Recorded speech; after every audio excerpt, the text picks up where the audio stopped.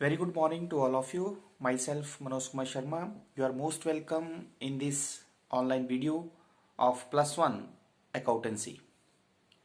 We are discussing chapter Bills of Exchange, and today we will discuss what are the essential requirements of the Bills of Exchange, types of Bills of Exchange and advantages of Bills of Exchange.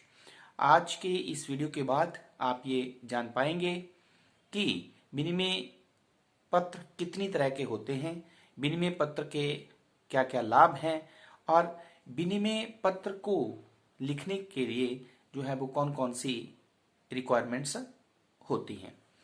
तो जैसा कि हमने आपको बताया कि विनिमय पत्र एक शर्त रहित आज्ञा पत्र होता है जिसमें एक लेखक दूसरे व्यक्ति को यह आज्ञा देता है कि वे एक निश्चित राशि का भुगतान निश्चित समय के बाद उसे स्वयं को या उसके आदेशानुसार या जिसके पास वो विनिमय पत्र हो उसे वो उसका भुगतान करे।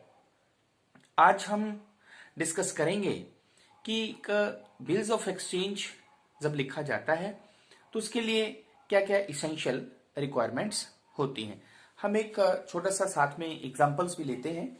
हमने यहाँ पे एग्जांपल्स लिया है कि Kamal Kumar sold goods to Ram Kumar on credit for ₹1000 on 10th January 2022 कि कमल कुमार ने राम कुमार को उधार माल बेचा है 1000 रुपए का और वो बेचा है 10 जनवरी 2022 को।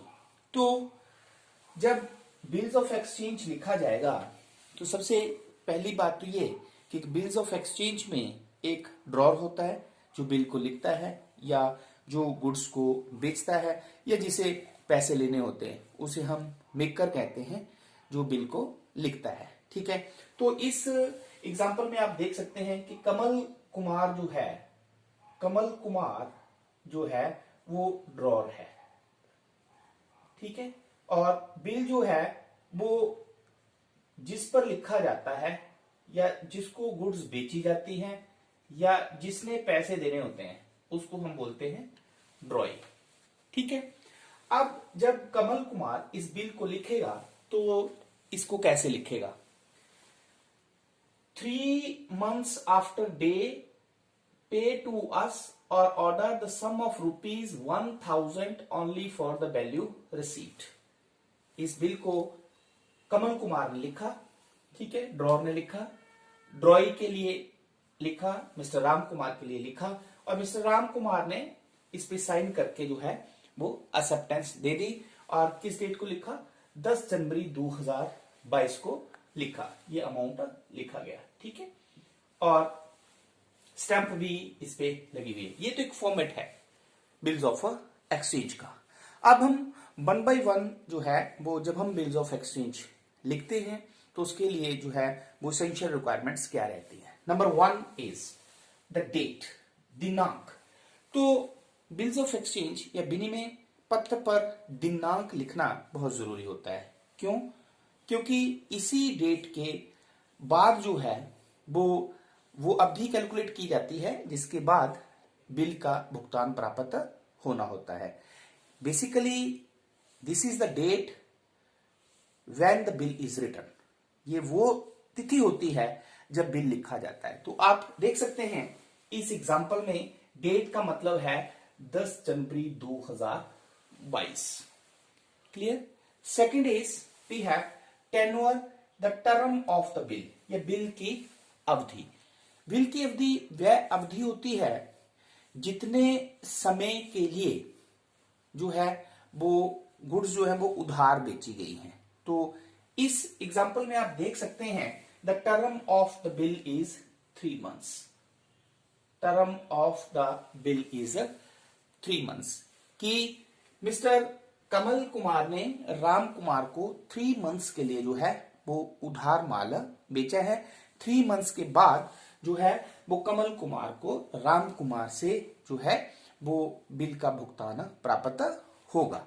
तो means term of the bill, period of the bill means the period for which the goods have been sold on credit, जितने समय अवधि के लिए उधार माल बेचा गया है। The third one is stamp.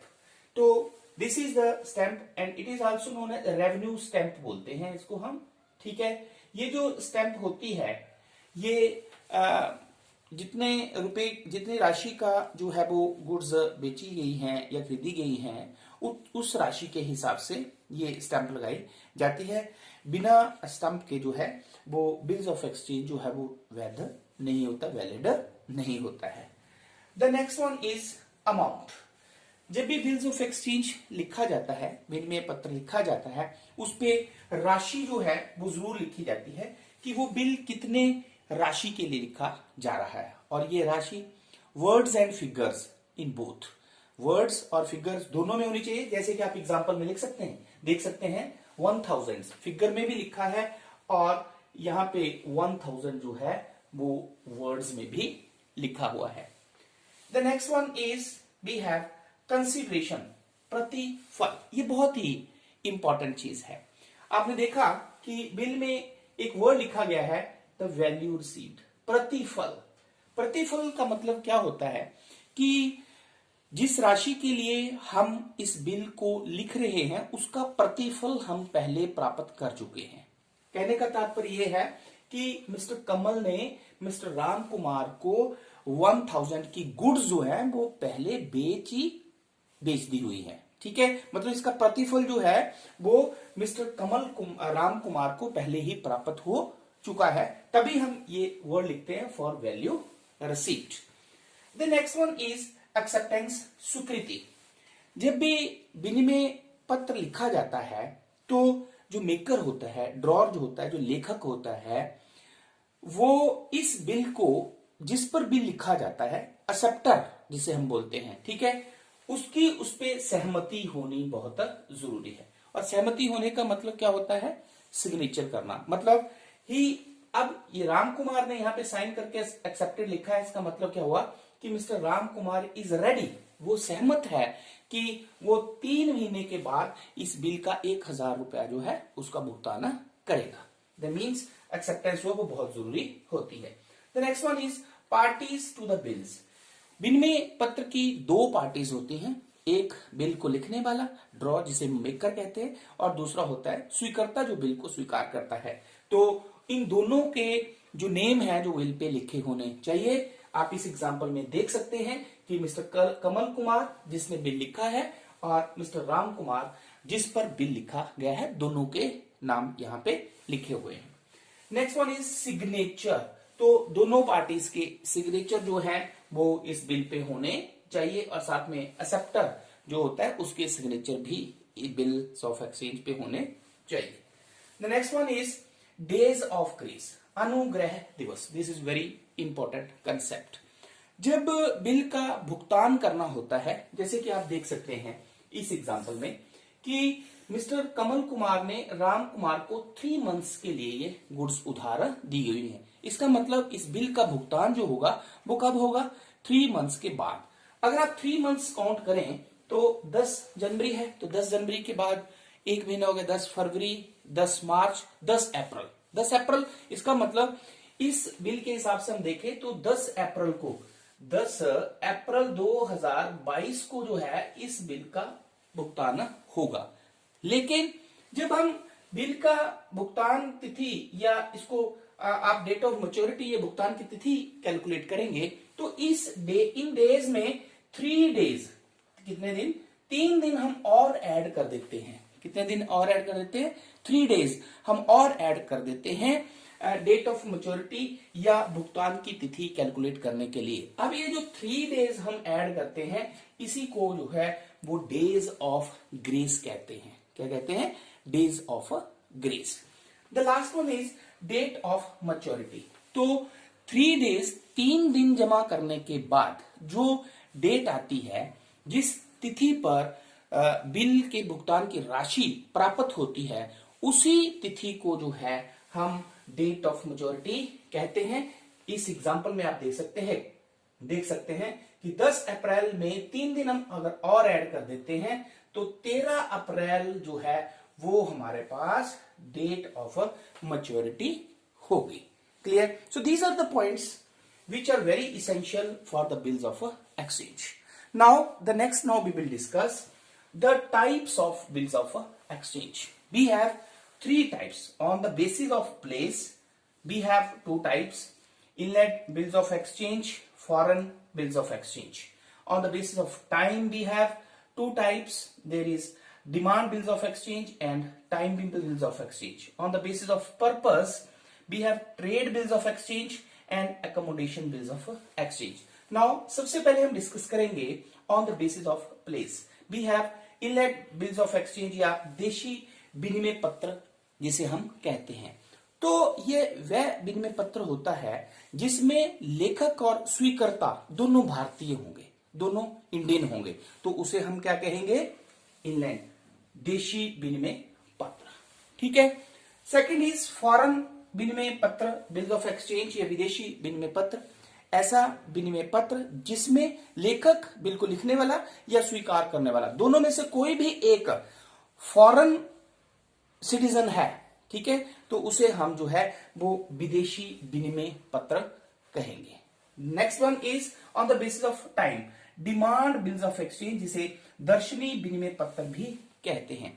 ये ऐसा विनिमय पत्र होता है जिसका भुगतान एक निश्चित समय के बाद मांगने पर देय होता है, ऑन प्रेजेंटेशन। ठीक है, उसे हम जो है वो डिमांड बिल्स ऑफ एक्सचेंज कहते हैं। But the time bills of exchange ये एक ऐसा विनिमय पत्र होता है जिसका भुगतान एक निश्चित अवधि जो उसमें लिखी होती है उसके बाद ही उसका भुगतान जो है वो दिया जाता है, तो उसे हम बोलते हैं टाइम बिल्स ऑफ एक्सचेंज या मुद्दती विनिमय पत्र। The next one is on the basis of purpose, trade bills of exchange. तो जब एक क्रेडिटर द्वारा एक डेटर पर बिल्स लिखा जाता है, means when the goods are bought and sold, तब जो विनिमय पत्र यूज किया जाता है तो उसे हम ट्रेड बिल्स ऑफ एक्सचेंज या व्यापारिक बिल्स ऑफ एक्सचेंज कहते हैं। जैसे इसमें जब कमल कुमार राम कुमार को गुड्स उधार बेचेगा और उस पे बिल लिखेगा तो इसे हम कौन सा बिल्स ऑफ एक्सचेंज कहेंगे? Trade bills of exchange. And the next one is accommodation bills of exchange, सहायतार्थ विनिमय पत्र। ये एक ऐसा विनिमय पत्र होता है जो एक व्यक्ति द्वारा दूसरे व्यक्ति की फाइनेंशियल हेल्प करने के लिए जो है वो लिखा जाता है। तो इसमें डेटर और क्रेडिटर जो हैं वो नहीं होते हैं। इसमें एक ऐसा व्यक्ति होता है जिसको धन की आवश्यकता होती है और दूसरा व्यक्ति वह होता है जो उसकी हेल्प कर रहा होता है और उसको जो है वो बिल लिखा जाता है, तो उसे हम एकोमोडेशन बिल्स ऑफ एक्सचेंज कहते हैं। Now the last concept we have now, what are the advantages of bills of exchange? The first advantage is credit facility. तो जब विनिमय पत्र का यूज किया जाता है तो इसकी सहायता से कोई भी व्यापारी जो है वो बड़ी कम राशि से व्यवसाय को शुरू कर सकता है। क्यों? क्योंकि उसे जो है जो वस्तु वो खरीद रहा है उसका भुगतान उसे शीघ्र ना करके भविष्य में करना होता है। तो मींस उसे एक तरह का जो है वो क्रेडिट फैसिलिटी मिल जाती है।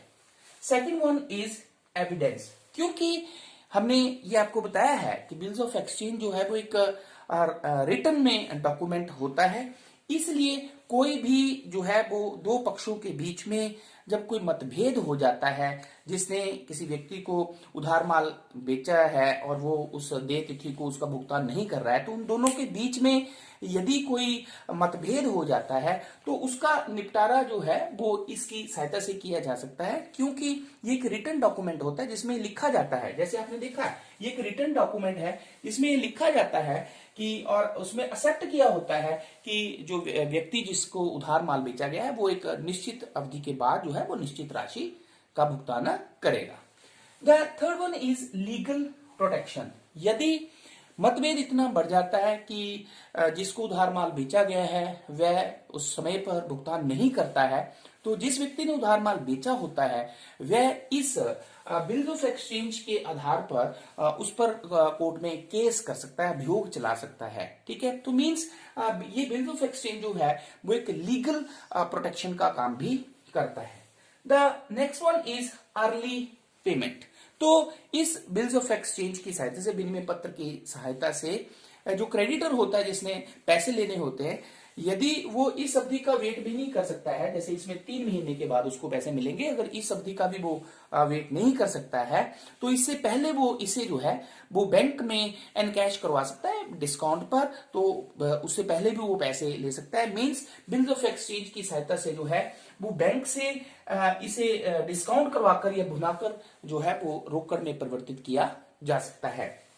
देन द इंडोर्समेंट, तो चेक की भांति इसमें जो है ये बिल्स ऑफ एक्सचेंज भी जो है वो अगले क्रेडिटर को, अगले लेनदार को जो है वो हस्तांतरित किया जा सकता है, जिसे हम बेजान करना, एंडोर्समेंट करना कहते हैं।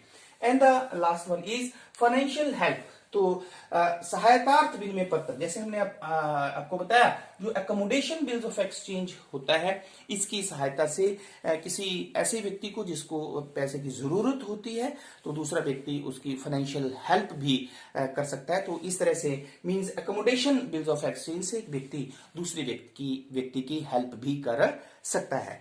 तो इस तरह से आज के इस वीडियो में हमने बिल ऑफ एक्सचेंज के लिए इसेंशियल रिक्वायरमेंट्स क्या क्या है, types of bills of exchange कौन कौन सी हैं, और बिल्स ऑफ एक्सचेंज के एडवांटेजेस क्या हैं, ये हमने डिस्कस किया है। तो आई होप ये कंसेप्ट आपको अच्छी तरह से समझ में आ गया होगा। Thank you very much.